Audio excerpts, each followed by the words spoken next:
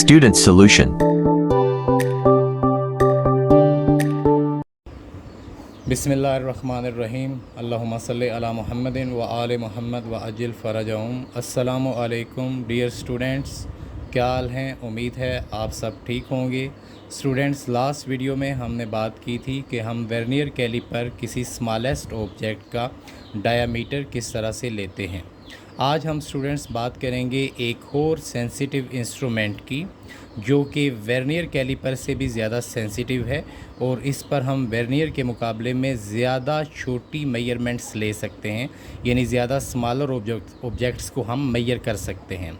तो स्टूडेंट्स, इस sensitive instruments का नाम है स्क्रू गेज।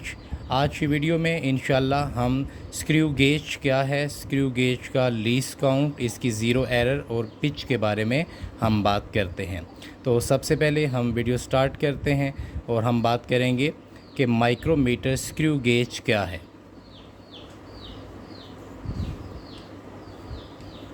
स्टूडेंट, सबसे पहले हम डेफिनेशन देखते हैं स्क्रू गेज की। Micrometer screw gauge, micrometer screw gauge basically जैसा कि हमने बात की है कि ये एक ऐसा सेंसिटिव इंस्ट्रूमेंट है, an instrument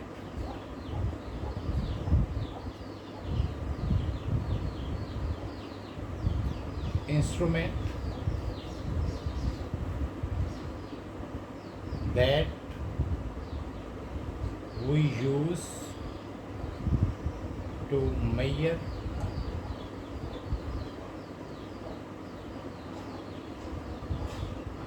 the smallest object या diameter of smallest object up to 0.01 millimetre.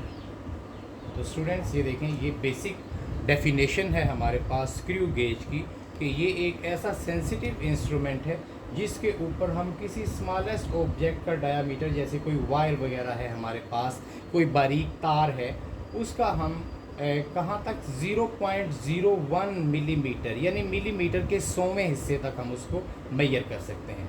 तो ये बेसिक डेफिनेशन है माइक्रोमीटर स्क्रू गेज की। नेक्स्ट हम बात करते हैं कि माइक्रोमीटर स्क्रू गेज का ये जो लीस्ट काउंट हमने लिया है, the minimum length that we can measure by using screw gauge is called least count of the screw gauge। तो least count का फार्मूला क्या है स्टूडेंट्स, कि अगर हम स्क्रू गेज की पिच क्या है, हम पिच की भी हम बात करेंगे। अगर हम पिच को डिवाइड कर दें टोटल नंबर ऑफ डिवीजन हमने बात की थी लाइंस के लिए हम इस्तेमाल करते हैं। अगर हम पिच को टोटल नंबर ऑफ डिवीजन या total number of lines on circular scale, जो हमारे पास सर्कुलर स्केल के ऊपर स्टूडेंट्स जितनी भी डिवीजन्स होती हैं, जितनी भी लाइंस होती हैं सर्कुलर स्केल के ऊपर, अगर हम उसको पिच के साथ डिवाइड करें तो we can find the least count of the screw gauge. तो सबसे पहले हम बात करते हैं स्टूडेंट्स पिच क्या है। जैसा कि यहाँ पर आपको डायग्राम नज़र आ रही है माइक्रोमीटर स्क्रू गेज की। माइक्रोमीटर स्क्रू गेज के अंदर भी दो स्केल होते हैं। यहाँ पर एक स्केल जो आपको राउंड नज़र आ रहा है, ये जो राउंड स्केल है, राउंड स्केल को हम बोलते हैं सर्कुलर स्केल। और ये जो दूसरा आपको स्केल नज़र आ रहा है इस तरह से, यहाँ पे देखें, ये जहाँ पे लिखा हुआ है स्लीव डेटम लाइन भी आपको नज़र आ रही है, ये मेन स्केल है। मेन स्केल के ऊपर यहाँ पे आपने देखना है, जिस जगह पे डेटम लाइन नज़र आ रही है, ये इसके सामने जो बिल्कुल स्केल है ये सर्कुलर स्केल है। और हमारे पास यहाँ पे स्टूडेंट जो सर्कुलर स्केल के ऊपर हम टोटल नंबर ऑफ डिवीजन्स ले रहे हैं, दैट आर 50। अब बात करते हैं कि पिच क्या है। पिच स्टूडेंट्स, जिस वक्त हम सर्कुलर स्केल को रोटेट करते हैं विद द हेल्प ऑफ रेशेट, ये रेशेट आपको नज़र आ रही है, जब आप इसको ऐसे घुमाएंगे तो यहाँ पर रीडिंग ओपन होती जाएगी मेन स्केल के ऊपर। तो जब हम 1 रोटेशन कंप्लीट करेंगे सर्कुलर स्केल की, तो जितनी रीडिंग ओपन होगी मेन स्केल के ऊपर, फॉर एग्जांपल हमने एक कंप्लीट राउंड ट्रिप दिया है सर्कुलर स्केल को, एक पूरी 1 रोटेशन दी है, यहाँ पर अगर 1 mm आ रहा है, हमारे पास 1 मिलीमीटर फासला बढ़ रहा है मेन स्केल के ऊपर, तो फिर हमारे स्क्रू गेज की पिच होगी 1 मिलीमीटर। लेकिन हमारे पास यहाँ पर जब हम इसको 1 कंप्लीट रोटेशन देते हैं तो मेन स्केल के ऊपर जो रीडिंग ओपन होती है वो 1/2 mm यानी 0.5 mm आती है। तो हम इसको इसकी पिच बोलेंगे। तो यहाँ पे हमारे पास जो पिच है दैट इज़ 0.5 mm और डिवाइड बाय, जैसा कि मैंने आपको बताया है कि total number of division on circular scale जो हैं वो सर्कुलर स्केल के ऊपर जो डिवीजन्स आपको नज़र आते हैं वो 50 होते हैं। तो अगर हम कैलकुलेटर की मदद से या सिंपल इसको 0.5 को 50 के साथ डिवाइड करेंगे तो we have 0.01 mm which is the least count of the screw gauge. ये स्क्रू गेज का लीस्ट काउंट है। नेक्स्ट स्टूडेंट हम बात करते हैं कि अगर हम पिच की डेफिनेशन देखें तो पिच क्या है। पिच के बारे में याद रखिएगा, जैसा कि मैंने आपको बताया कि जब हम कंप्लीट राउंड ट्रिप देते हैं, होल कंप्लीट राउंड ट्रिप देते हैं, जिस वक्त हम जैसे हम सर्कुलर स्केल को घुमाते हैं और हमारे पास मेन स्केल के ऊपर जो रीडिंग ओपन होती है उसको हम पिच कहते हैं। यहाँ पे हम इसकी अगर प्रॉपर डेफिनेशन देखें तो ये हमारे पास है the distance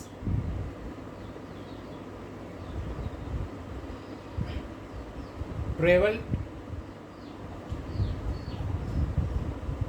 by the circular scale,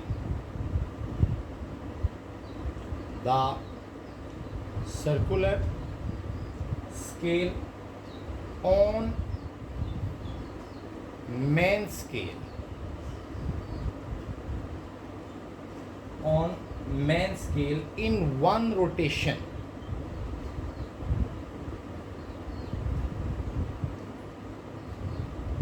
is called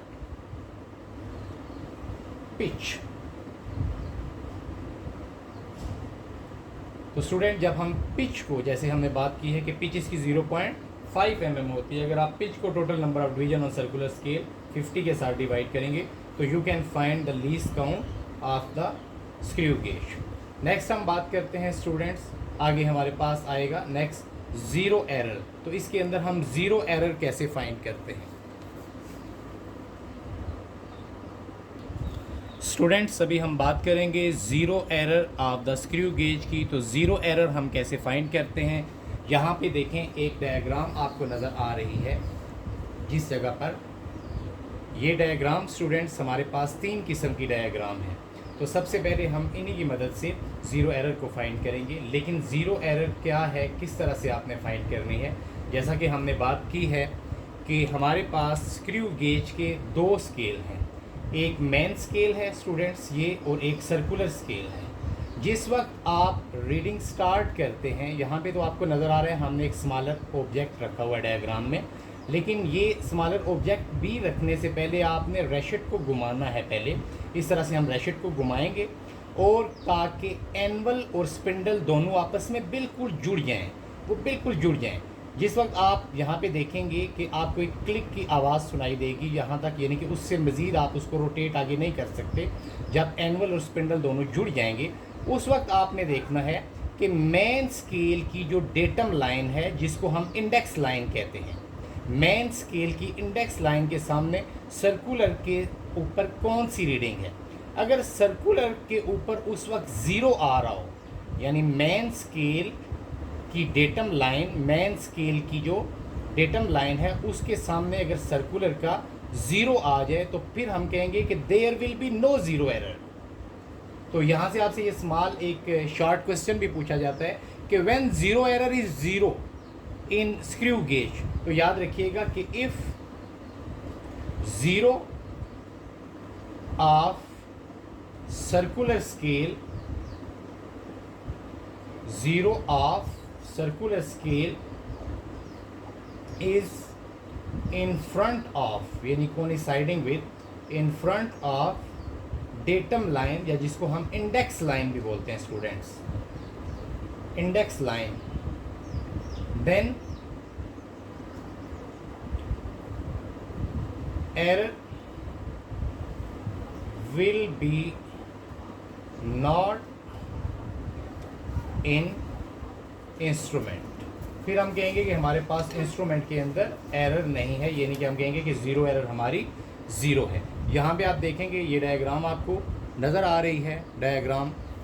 तो इस फर्स्ट वाली डायग्राम के अंदर जो हम बात करते हैं, यहाँ पे देखें कि डेटम लाइन ये जो आपको नज़र आ रही है इंडेक्स लाइन, इसके सामने सर्कुलर का ज़ीरो है। तो जब ये ज़ीरो और डेटम लाइन यानी इंडेक्स लाइन आमने सामने होंगे तो जैसे हमने बात किया कि फिर ज़ीरो एरर नहीं होगी।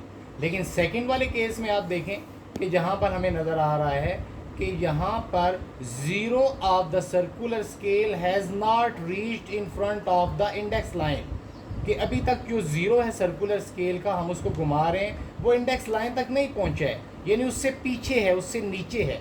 Then error will be positive. फिर एरर हमारे पास स्टूडेंट्स क्या होगी? पॉजिटिव। तो यहाँ पे हम बात करते हैं पॉजिटिव एरर किस वक्त होगी कि if the zero of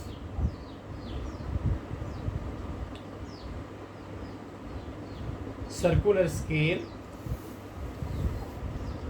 has not reached in front of index line, या आपकी न्यू बुक में डेटम लाइन लिखा हुआ है, हम इसको डेटम लाइन ही कहते हैं। तो यहाँ पे स्टूडेंट्स ये फिर एरर क्या होगी? देन एरर विल पॉजिटिव, फिर आपकी एरर जो होगी वो पॉजिटिव एरर होगी। हमारी फिर जो एरर होगी विल बी पॉजिटिव, वो पॉजिटिव एरर होगी स्टूडेंट्स। और सेम इसी के ऑपोजिट आप देखें कि नेगेटिव एरर आपके पास कब होगी?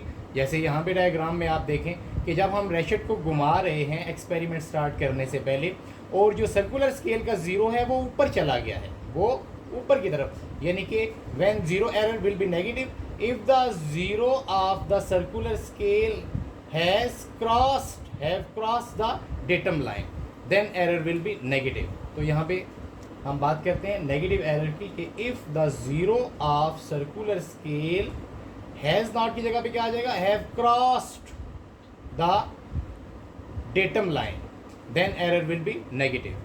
तो स्टूडेंट्स ज़ीरो एरर बहुत ज़्यादा ज़रूरी होती है। अगर हमारे पास जो पॉजिटिव ज़ीरो एरर आएगी, हम जब डायमीटर मेजर करेंगे किसी नेक्स्ट वीडियो में वायर वगैरह का, तो अगर पॉजिटिव एरर है हमारे पास तो हमने फिर उसको सब्ट्रैक्ट करना है, अगर नेगेटिव है तो फिर हम उस वैल्यू को ऐड करेंगे। तो नेक्स्ट वीडियो में इंशाल्लाह हम बात करेंगे कि how we can measure diameter of a smallest wire by using screw gauge. उम्मीद है आपको स्क्रू गेज के बारे में, इसके ज़ीरो एरर के बारे में, इंडेक्स लाइंस के बारे में और पिच के बारे में ये लेक्चर समझ आया होगा। नेक्स्ट इंशाल्लाह वीडियो में हम बात करेंगे कि हम मेजरमेंट्स किस तरह से लेते हैं स्क्रू गेज को यूज़ करके। तब तक के लिए अल्लाह हाफिज़। Thanks for watching.